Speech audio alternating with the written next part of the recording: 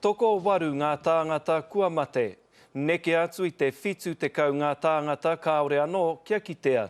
He pērā rawa te kino o te aitua kei te tauraki o te pāpaka Māui, whai muri mai I ngā waipuke nui kua kitea I reira, I roto I te rā kotahi kua taha atu. Ā, kei reira tonu I tēnei wā tonu.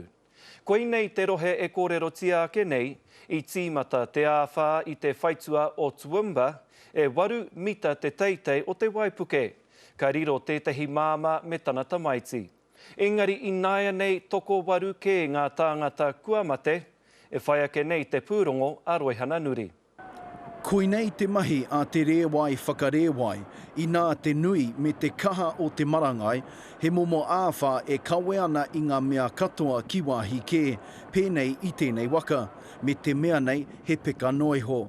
I roto I te wā poto, kua huri ngā huarahi, hei awa parawhenua. It's quite devastating to see the water just take away a house, push a car over, very easily push trees over.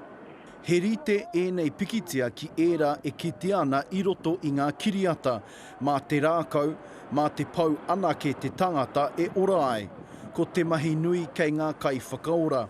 Ko Trish Grace no Ngāti Porou tētehi o te hunga, kua whakatahia I tōna kāinga I Lockyer Valley, kei waho atu I Toowoomba. I've had to leave my home and all my belongings, bring my family to higher ground, to safety. Toko waru ngā tāngata kua mate, neke atu I te whitu te kau kei te ngaro tonu, kaore anō kia kitea. Because they're people I've worked with, people that I'm in the community with. I want to help our people that are in those devastated areas where I've come from. Ko te kōrero whakawehi, kei te rere atu te wai ki ērā atu o ngā takiwā, pātata atu ki te whaitua nui o Piripane.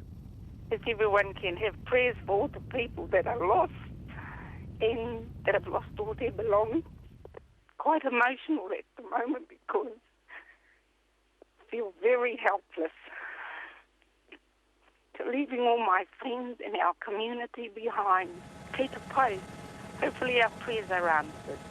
E toru te kau pea ngarohe papatahi ka uaina, ka waipukitia rānei I roto I ngā haora rua te kau māwhā e haere ake nei. Roihana Nuri, Te Karere.